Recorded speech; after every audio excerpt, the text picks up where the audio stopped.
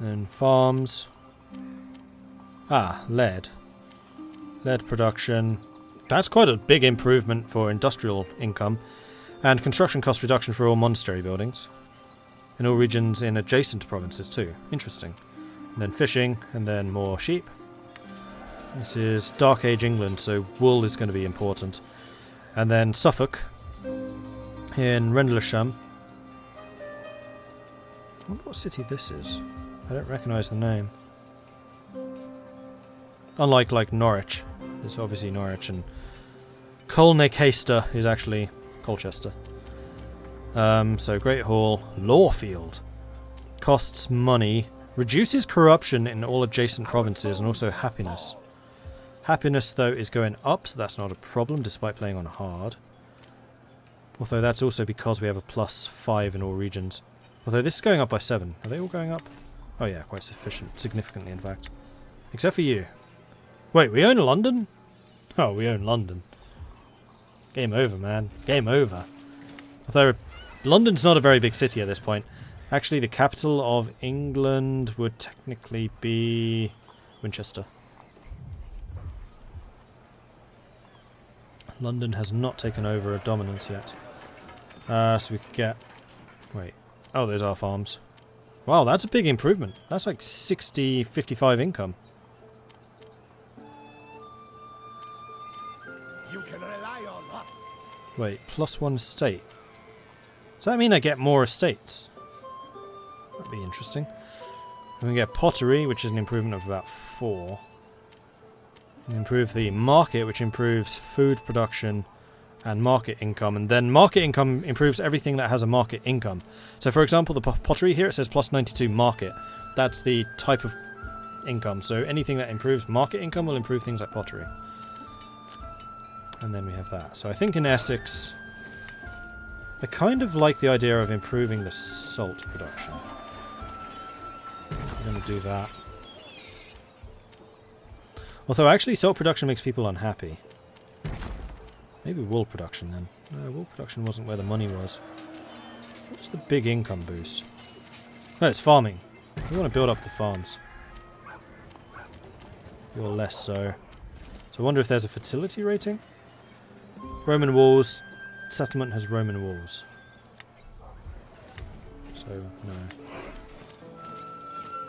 You're also less. We don't own the capital here. This is owned by our vassal. However, we do have one of the estates, which apparently we took, St Albans, which has an attached farm, although it doesn't produce very much. Then Middlesex. We can't afford to upgrade London. All the markets in London. And we're left with 1,500. I think I would like to try and spend that. So I think in Colchester we're going to upgrade the sheep as well. We'll see this through. Rendlesham is the village of Rendlesham. It's unrealistic that all villages would have walls. I kind of doubt they do. Yeah, they don't. This is like Attila where they don't. Some of them might, but not all of them. And that, historically, is one of the reasons that Alfred was able to rise, is because he started fortifying all of the settlements, like, really heavily. And the Vikings really struggled to take out the fortified settlements, and I really hope that's modelled here. Like, Alfred was really good at, like, rapid reaction forces to deal with Viking incursions. That's why their cavalry is so strong, and then fortifications, so that they could hold out long enough for the cavalry to arrive.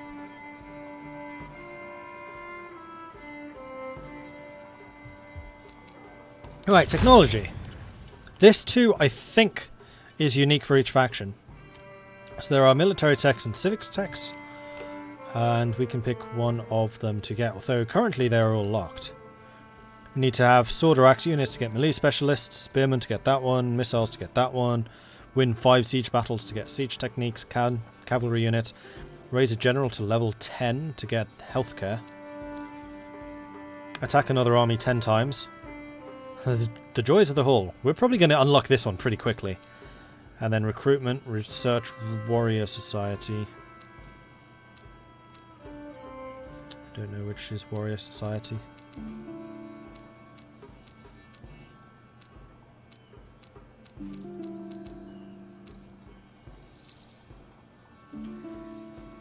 Oh, it's probably one of these. Oh, there it is. Yeah, so this is like advanced axemen, advanced spearmen, advanced archers, advanced cavalry. Gotcha. Then over here, still nothing available. Builder upgrade within the granary or Souterrain chains. Conquer a region of the highest level building one of the chains. Allows water mills and unlocks everything else. Builder upgrade a forge. I'm building a forge. I have a forge. Alright, so this one will probably unlock. The arena, builder upgrade the garrison chain. The moot, law or thing chains. We do have a moot area, so we could potentially get leadership. Trade, upgrade the market hall. We do have 2 market halls, London being one. And then the monastery. Okay. So we can't actually get any of these yet. Show us the foe.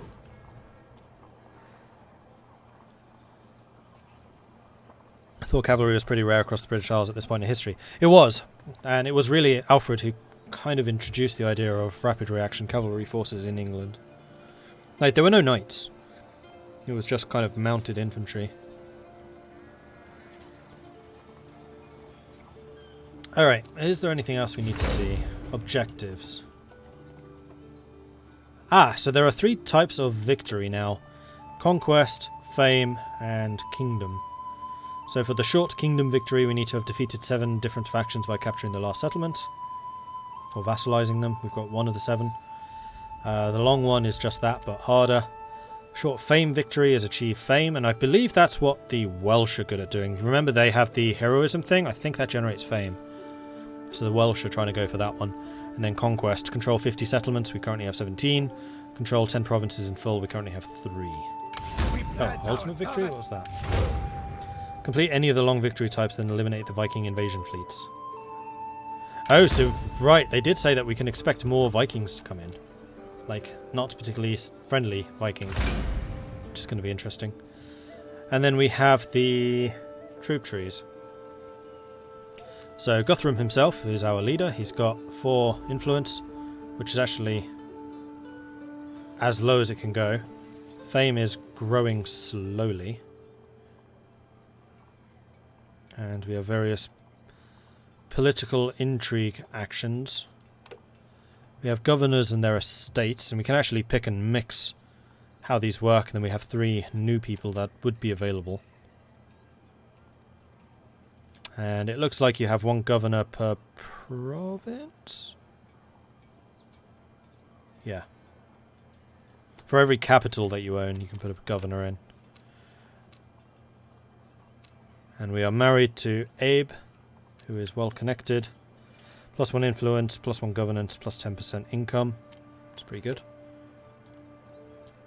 Yo Wills. Alright, Unulf in Essex is a really good governance. Crikey, Hingwar.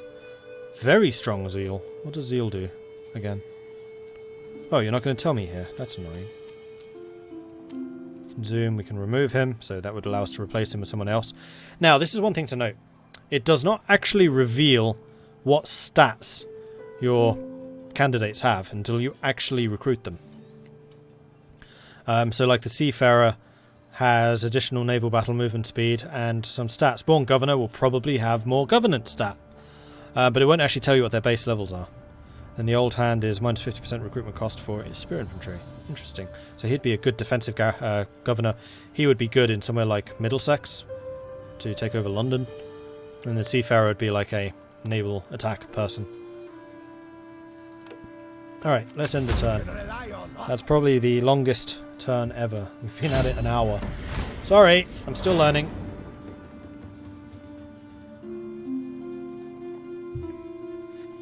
Yeah, Command, Governance, Zeal is the same system they had in Rome too, but some of the functions are going to be different. I think Zeal was happiness. Command, I don't remember, and Governance is like income.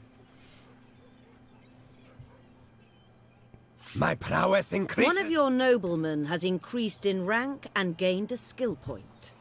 Skill points can be spent to gain bonuses from their retinue of followers. Click the notification at the top of the screen to be taken directly to this character's details page. Alright, so someone's leveled up. Yo Wills. Available skill points may be spent on the retinue of followers, shown on the right-hand side of the character details panel. By improving a follower, the effectiveness of the noble they follow is improved in turn. The center of the character details panel shows a character's command, governance, and zeal are influenced by their bonus abilities effects, can be unlocked, and are listed at the top. A character's influence is a measure of their support amongst the nobility. Loyalty is also shown on the character. Okay, that's all the same as Attila. So yeah, here it actually tells you what each point does. I'm kind of annoyed it doesn't do that on the character overview. So zeal increases loyalty in a province. It also improves the morale when under siege. Commander's aura. Governance is construction cost reduction and corruption reduction. Cool. And then command doesn't actually improve governors at all. It's just bodyguard size. And eventually enables night battles and other cool things. Okay, so Yowils has no skills. He does increase market income because he's a merchant. He has -1 influence, -1 governance, and plus 20% chance of having children. He's proud, he's handsome, he's principled, and he's boring. So basically this is a perfect governor. Like, it's actually good if they have low influence, because that means they're not going to rival our ruler. So the lower their influence, the higher their loyalty, generally. So we get a champion, which is pointless, a scribe, which could be good, would improve his governance ability and also increase the amount of money he's generating. A bard, which increases zeal, which would also improve the amount of happiness they generate. Happiness is food production and replenishment, raiding income, morale, campaign movement, loyalty, and siege. So I think it makes the most sense for him to have a scribe, because he's already improving a lot of money. We're going to do that. So Yowils, where are you assigned right now? Please be Wessex. Yes, yeah, Middlesex even. Good, because that's London, so there is a massive market town there. Perfect. Right, first things first, let's move the armies. We pledge your service. So Guthrum, we're going to go normal stance. Stand easy a while. And we're going to head over... Oh, wait, that's not mine. So I think that we should probably go raiding like this stuff or down in Kent. It depends. Do we want to go to Kent and open ourselves up even further to Viking attacks? Or do we want to go more inland, which is going to piss off the English, but mean the Vikings are going to be less of a problem? I kind of want to go after Kent. It's a fairly prosperous area. Northampton has less. Stanford has even less. And Lincoln's fairly wealthy. I think we're going to go for Kent. Our foes shall fall. So Guthrum, you are going to move down to Colchester, where hopefully you will start actually replenishing a bit faster. We'll see this. Yeah, definitely.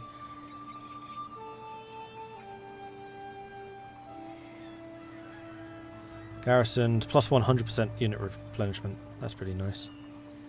And you are able to recruit more stuff, though I'm a little bit reluctant to because I don't want to let my food production go too low. Although getting another Anglian raider would be very nice. This would also reduce the amount of money I have, but I'm okay with this. We're going to get another Anglian raider. We're going to go and attack Kent with them. Are ready. Then I think I'm going to leave you in Rendlesham, and you're going to protect this area if the Vikings do appear. So we're going to head over to Theodford. Move up. I think I might start recruiting some like basic troops. So maybe some more spearmen for you. Did I press the tick? I didn't press the tick, did I? Enemy blood will Oh no, I did. flow. Yeah, I did. We're good. I like my tea. How would I explain this game to someone who has no idea how it works? Have you ever played any of the other Total Wars?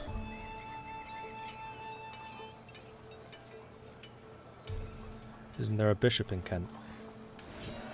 It's Canterbury, so probably. Right, Essex. We could upgrade the forge, but I don't think I want to do that. I think I want to continue upgrading the farms or the markets. You know what? Middlesex. Okay, so Middlesex still has 2 other provinces,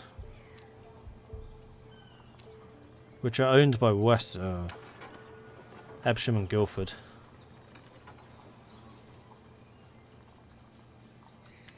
So that would mean a war with Wessex, and I don't think I'm quite ready for that yet. This actually means that going after Kent is not going to make sense, because we can't actually get there unless we sail. We're Vikings, we can bloody sail. Norfolk. I'm going to continue upgrading the wool production. Or maybe pottery? Middlesex, unfortunately, we can't upgrade any of that stuff.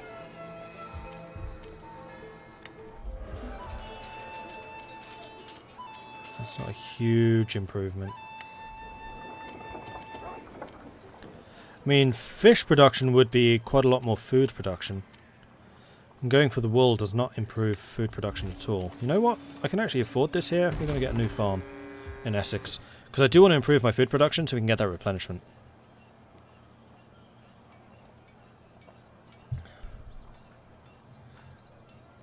Oh, crikey, where to start? I mean, on the strategic level of this game, it's fairly similar to most other strategic games. I mean, the closest would probably be Crusader Kings, maybe? Where you have various settlements, you can upgrade them with different buildings. This is more linear than Total War games tend to be, in that most of the buildings seem to be set, although I have not upgraded my capital, so I don't know exactly what that unlocks. You can rely You recruit armies fit and ready. and have a lot of choice as to what units you actually want to have in your army. You then fight battles, and those battles are on the tactical map, so you're literally fighting the battles. I think that's the most brief summary I can give.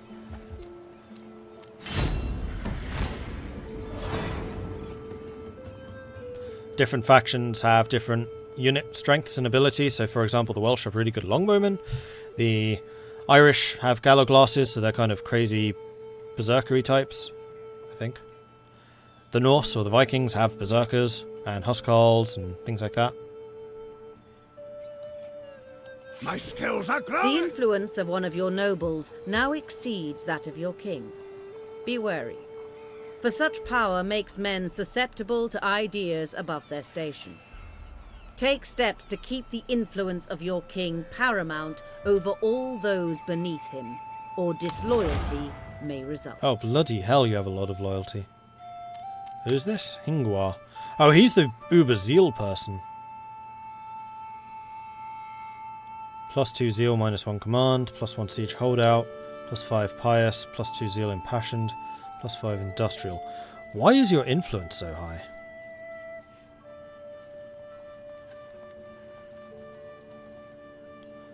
I have no idea. You are extremely zealous, and I have a feeling I want to double down on that.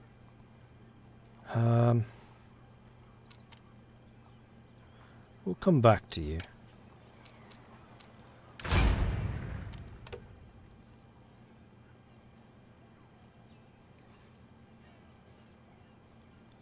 Yeah, his base influence is 6. In fact, all of our influence is really high. My influence is only 4.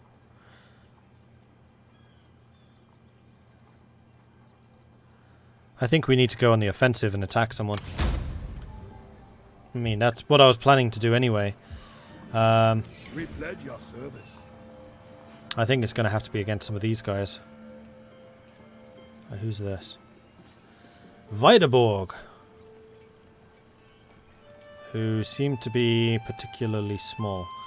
So yeah, we're going to start heading north to St. Edmunds here, and then from there into Ealing, and then Huntington, I guess. Do we have access through these chaps? Diplomacy, because I know these are my allies. We may Or my both vassals benefit even. from this meeting. Doesn't say that I don't. We're already trading military access. Yes, we do. Alright, we are apparently friendly with Helleborg. Or are you... oh, you're friendly with Helleborg. How are we... well, we're fairly friendly with you. I will listen to your propositions. Let us shake on it. Let's make a friendship agreement with them and with Derby. Oh yeah, You will Derby get really a likes fair us. hearing. Declaration of friendship. This seems... I'd really like to have one in Northumbria if we can. I mean, we already have a declaration of friendship. Okay, so our relations with them We are will going up talk quite quickly. now. Declaration of friendship does mean, I guess, automatically trading. That's what I was after. I wanted to know how trade works. Alliance. Insulting. Oh dear. Access. Alright, so we're friends. So the declaration of friendship is just how you start trading, I guess. Cool. I need to decide what the hell to do with you. Where are you? That's the other question. Norwich. Is Norwich an unhappy place? Norwich is an extremely happy place because of you. Mostly is because of you. I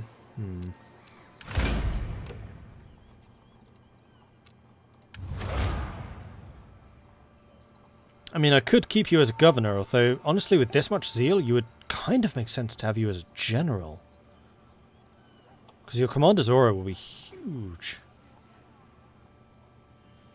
I just need to find a way of keeping your influence at bay. The fact that you have a base of 6, and I don't see why, is crazy.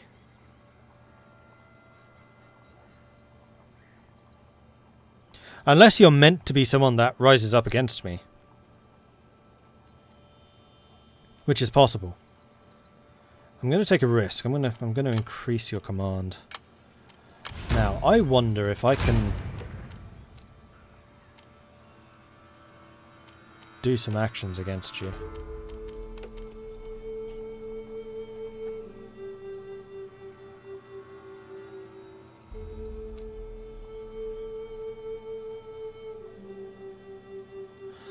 Oh, you can assign a state to people, and then that increases, I think, their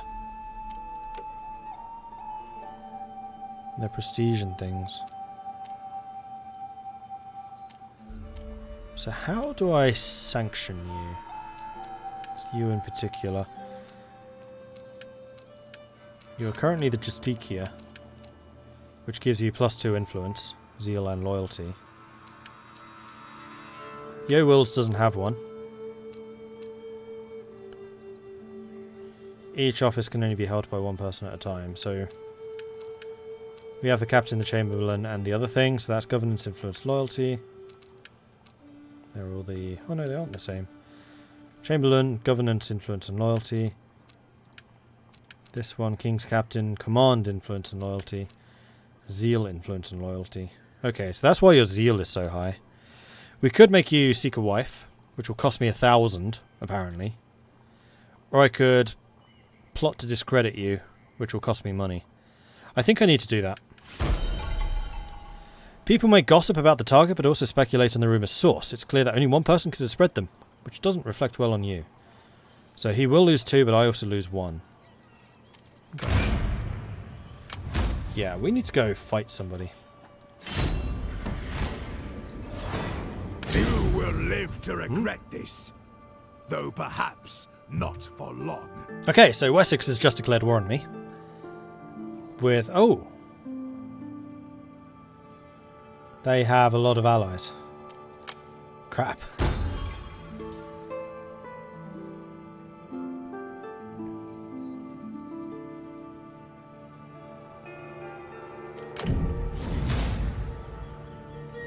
And here they come. So they've apparently sniffed weakness, which I'm not surprised by. But also, this is like who we are supposed to be fighting. So it's actually fairly good that we have Guthrum kind of in the area.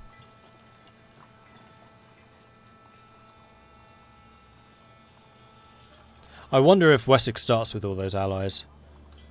Because historically I think Alfred was a pretty good diplomat. War declared. Wessex and East The Anglia loyalty are of at one war. of your characters has become questionable. Take steps to improve their devotion to your cause, else they may break from your rule entirely and instigate a civil war. Disloyalty cannot be left to fester. Okay, so we need to take Basengas, which is deep in enemy territory. Actually, it's not that deep, considering London's right there. Okay. Col has low loyalty. Hang on, who's Col? Who the bloody hell are you? And why do I care?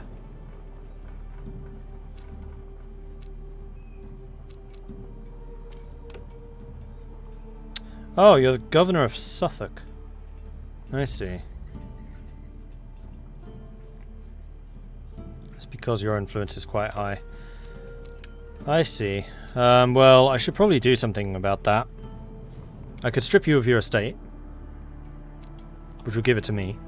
I could lower your influence. I could adopt you. I'm not going to adopt you. Or I could force you to get married. I mean, what do the estates do? Because I know your nobles will get upset if you don't give out enough estates. I wonder if it also like improves your own stuff.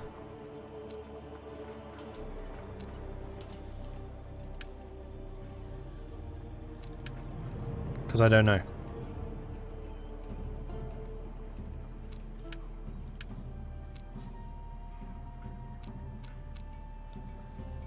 I mean, how much influence do you have? You have 4. Well, I'm going to hope that fighting a couple of battles will give me the influence that I need. So let's head over to where our armies are. Guthrum is actually quite a long way away. They are going to be coming through here. So we need to get to London as quickly as possible. Marching formation. And Our Gunnar, foes shall fall. we're going to start moving you towards here, I think. Marching formation. Unfortunately, your replenishment is going to suffer for it. Thankfully, Guthrum is in another city now, so he's going to be continuing to replenish. And we just need to get into these fights as quickly as we can. The English... Ah, so this is the scale of how the English like us. English boil with anger, the lion strains at its leash. Increase English happiness by occupying settlements and ransoming warriors after battle, as long as the enemy aren't English. This happiness naturally declines as time passes.